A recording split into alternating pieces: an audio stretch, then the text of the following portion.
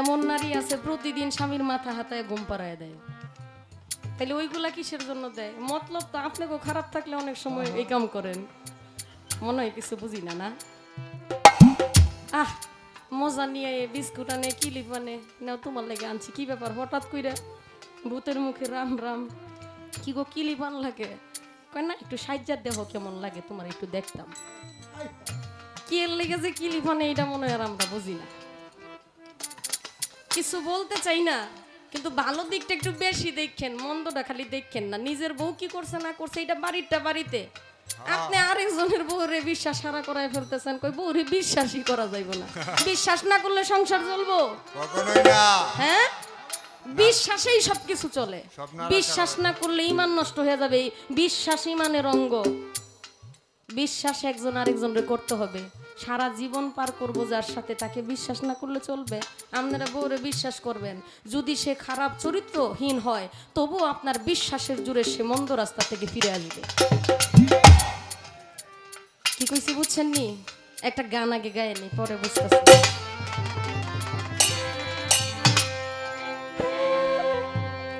অথই জলে মানিক মিলে, অথই জলে মানিক মিলে, হইলে দুদরি তৌহিদ সাগর কঠিন পারি, তৌহিদ সাগর কঠিন পারি। অথই জলে মানিক মিলে, অথই জলে মানিক মিলে, হইলে দুদরি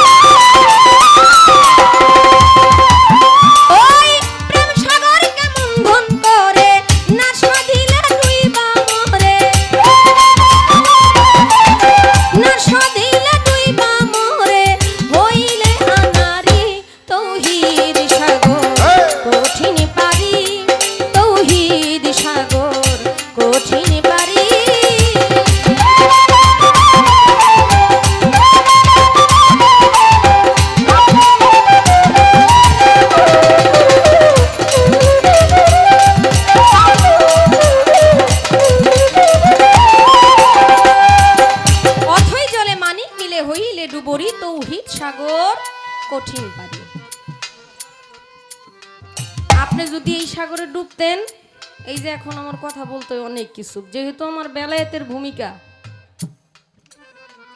নবুয়ত নিয়ে আমি কিছু কথা বলেছি, জিজ্ঞেস করেছি, সুন্দর মীমাংসা দিয়েছে। আপনি যদি তৌহিদের সাগরে ডুবে যান, নিজে দয়ালের হয়ে যান, তখন আপনার জিনিস দয়ালেই দেখবে। আপনার কোনো জিনিসের প্রতি নিজের আর ভরসা করতে হবে না বাবা। যার ঈমান যত বেশি মজবুত, যে যত বেশি দয়ালের প্রতি আজিজি মিনতি থাকে, তার কোনো বিপদ থাকে না। আপনি যখন দয়ালের প্রতি ভরসা করে ঘর থেকে বের হবেন, আপনার রাস্তাঘাট, চলাফেরা, খাওয়া দাওয়া, কি করবেন না করবেন, সব কিছু ওনার দায়িত্বে চলে যায়। যদি আপনার বিশ্বাসটা পরিপূর্ণ শক্তিশালী হয়। আপনার বিশ্বাস নাই, আপনি ঘর থেকে বেরোয়া খাদে পড়বেন না, গাছের তলে যায় লটকা খাবেন, এটা কি অন্য কেউ বলে দিবে? কারণ আপনার তো বিশ্বাসই নাই।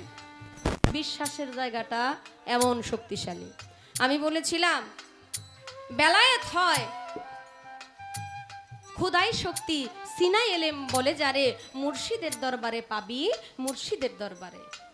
খুব সুন্দর করে আমাকে একটা পেজ দিলেন, জ্ঞানের একটা পেজ, যে আসলে বিষয়টা কি বুঝতে চাই, জানতে চাই। আমি যেমন ধার দিয়ে আসছি, উনিও নাকি ধার দিয়ে আসছে। ওরে বাপ, ধার হইলেই ভালো হয়, ধার না হইলে মাছ কাটা যায় না ভালো মতো। দাওয়ে ধার থাকতে হয়, মুখে ধার না থাকলে কথা বলা যায় না, দাঁতে ধার না থাকলে শক্ত জিনিস খাওয়া যায় না।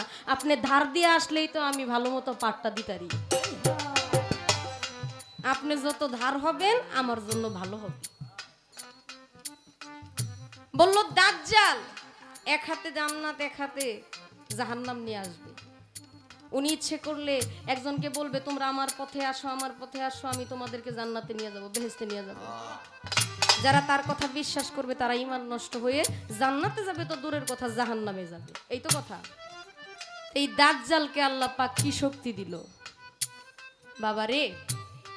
একটা হইল ভালো শক্তি, আর একটা হইল অপশক্তি।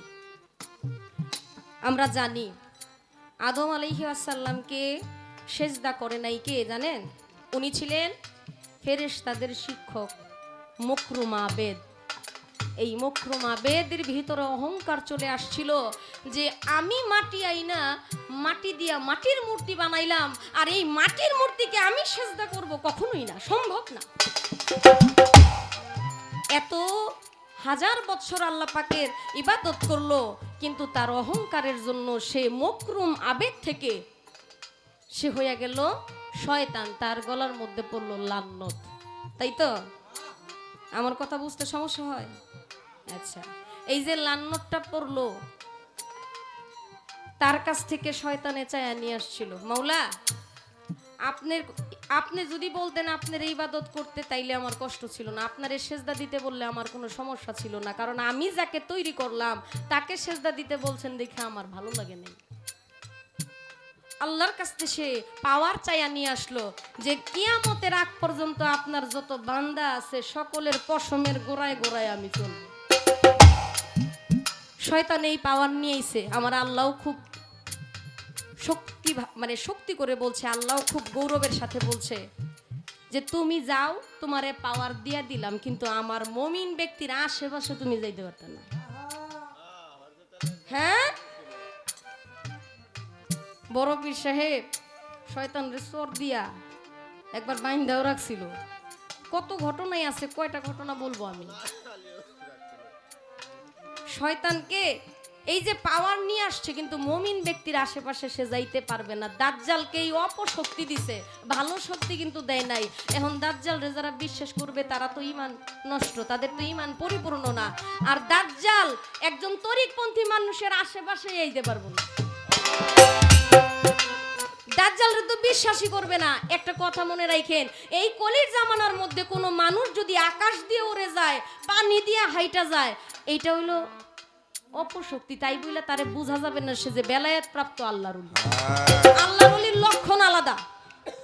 পানি দিয়ে হাইটা গেলে সে আল্লাহর ওলি নাকি? সে আকাশ দিয়ে উইরা যাবে তাই আল্লাহর ওলি? আল্লাহর ওলিদের এমন কিছু স্বভাব থাকবে যেই স্বভাবগুলা দেখলেই আপনি বুঝতে পারবেন তিনি হইল আল্লাহর ওলি। আল্লাহর ওলিরা কখনো মানুষের সাথে খারাপ আচরণ করে না। আপনার এই হাত দিয়া আপনার এই একটা কথা বললে বা একটা ধাক্কা মারলে আপনি পরবর্তীতে আরেকজনকে ধাক্কা মারেন, কিন্তু আল্লাহর ওলিরা ধাক্কা মারে না। তারা আবার জিজ্ঞাসা করে, বাবা আপনি কষ্ট পাইছেন, ব্যথা পাইছেন? আপনার মুখ দিয়ে আপনি বাজে কথা বলেন, আল্লাহর ওলিরা বাজে কথা বলে না। আপনি জানেন না খাজা উসমান হারুনি আমার বড় খাজা বাবার যিনি পীর ছিলেন, গরিবের নওয়াজ, গরিবের বন্ধু খাজা মঈনুদ্দিন চিশতির পীর ছিলেন খাজা উসমান হারুনি। সেই খাজা উসমান হারুনির কাছে যখন আমার খাজা বাবা বায়াত হইতে গেলেন, তখন খাজা বাবার চোখের মধ্যে একটা জিনিস দেখে মুস্কি মুস্কি হেসেছিল খাজা উসমান হারুনি। সেইটা হইল এশকের তজল্লি। তার ভিতরে একটা পাওয়ার দেখছিল, আর মুর্শিদে বুঝতে পারছিল যে এটা আমার ভক্ত, এটা আমার কাছে বায়াত হবে। যারা কামেল মুর্শিদ তারা ভক্ত দেখলে বুঝতে পারে এবং ভক্তও বুঝতে পারে। এই যে একটা গান ধরো তো, জানো না রে ও ভ্রান্ত মন কিসে গুরুর ভজন হবে, জানো না রে ও ভ্রান্ত মন যার সাথে নাই প্রেম প্রীতি, যার সাথে নাই প্রেম প্রীতি তার পূজায় কি মন বসিবে, জানো না রে ও ভ্রান্ত মন কিসে গুরুর ভজন হবে, জানো না রে ও ভ্রান্ত মন।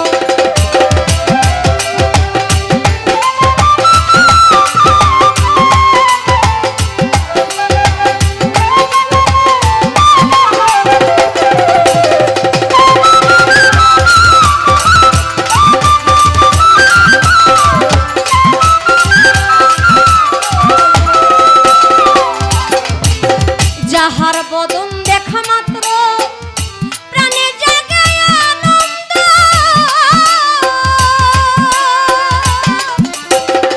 তাকে বুকে জড়িয়ে ভেব সেই তো স্বয়ং গোবিন্দ গো,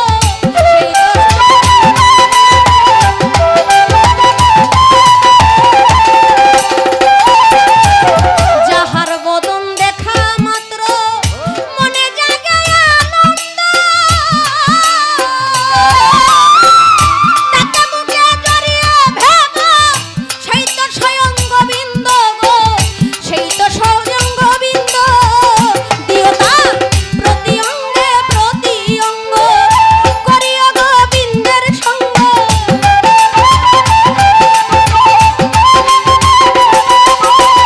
প্রতি অঙ্গে প্রতি অঙ্গ করিও গোবিন্দের সঙ্গ।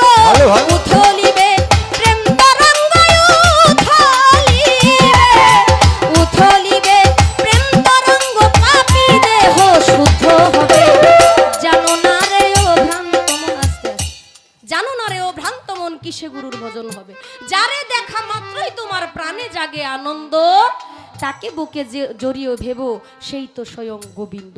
আপনি অনেক বাড়িতে যায়া কিছু মানুষকে দেখলে বুঝবেন এই মানুষটারে দেখে মনে হয় কতদিন দূরে ছিলি, মনে হয় না? কিছু মানুষ দেখলে আহা কোনোদিন দেখি না, এর প্রতি এত মায়াকে। আবার কিছু মানুষ দেখলে এমন রাগ হয় যে কত জন্মের শত্রু আছিল আমার।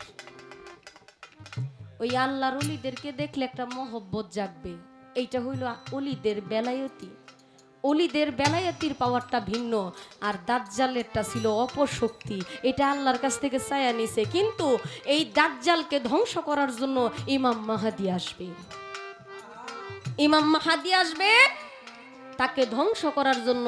ইমাম মাহাদিকে দাজ্জাল দেখা ভয়ে কাঁপতে কাঁপতে কই যায় যে লুকাইবো, লুকানির জায়গায় খুঁজে পাইব না। আপনি পেঁচ দিছিলেন, পেঁচটা একেবারে শেষ করে দিলাম।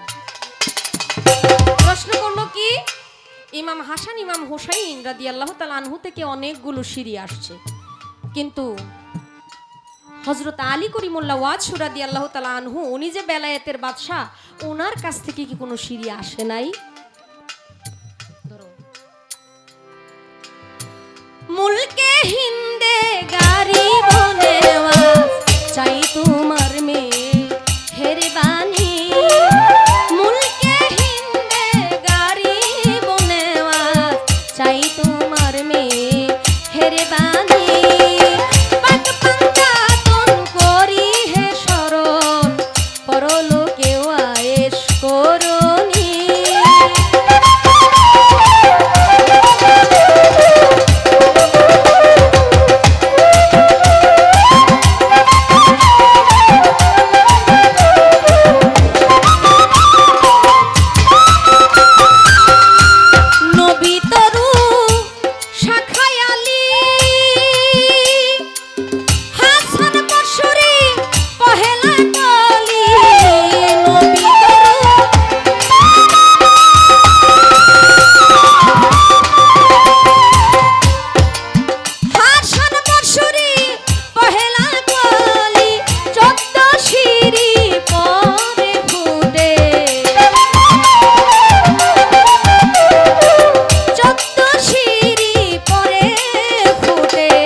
খাজা উসমান হারুনি মুলকে হিন্দে গারি বুনেওয়া চাই তোমার মেহেরবানি। প্রশ্নের জবাব পাইছেন নি আপনারা? হযরত আলী করিমুল্লাহ ওয়াজ রাদিয়াল্লাহু তাআলা আনহু উনি খেলাপতি এবং বেলায়েতি দান করলেন হাসান বসরিকে। ওই হাসান বসরির সিঁড়ি ধরে 14 সিঁড়ি পর আসলেন খাজা উসমান হারুনি।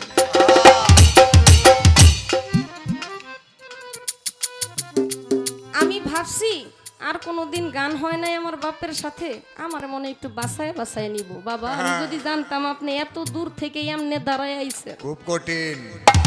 আচ্ছা পাল্লা দিছে একটা প্রশ্ন করতো, কই যাই মুই বিশ্বাস না করতে করতে এই দুনিয়া থেকে মায়া মোহব্বতটাই উঠে যায়।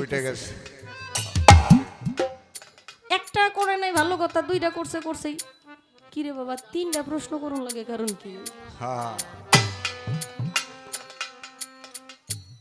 গান থেকে পেঁচ ধরলো, আবার কথা জিজ্ঞেস করলো। চেষ্টা করছি তার সঠিক মীমাংসা দেওয়ার জন্য।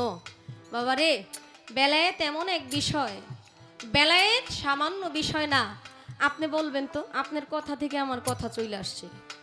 আমার নবীকে সৃষ্টি না করলে আল্লাহ কিছুই সৃষ্টি করতো না, কথা মানি, কথা বিশ্বাস করি মনে প্রাণে। কারণ বিশ্বাস না করলে ঈমান নষ্ট হবে। আচ্ছা এখন বর্তমানে নবুয়তিটা আছে কই? হ্যাঁ, দায়িত্ব দিয়ে গেছে আমার অলিয়া উলিয়াদেরকে। দায়িত্বটা যে অলিয়া উলিয়ারা দিয়ে গেল, এই অলিয়া উলিয়াদেরকে ছাড়া তো আর কোনো রাস্তা নাই। সরাসরি নবীকে দেখার কোনো রাস্তা নাই। সরাসরি আমার রাসূলকে দেখা যাবে না, নবুয়তির যুগও পাওয়া যাবে না, ফিরে পাওয়া যাবে না। ওই নবুয়তিকে প্রতিষ্ঠিত করতে হইলে বেলায়েতি লাগবে, বেলায়েতের কাছে আসতে হবে।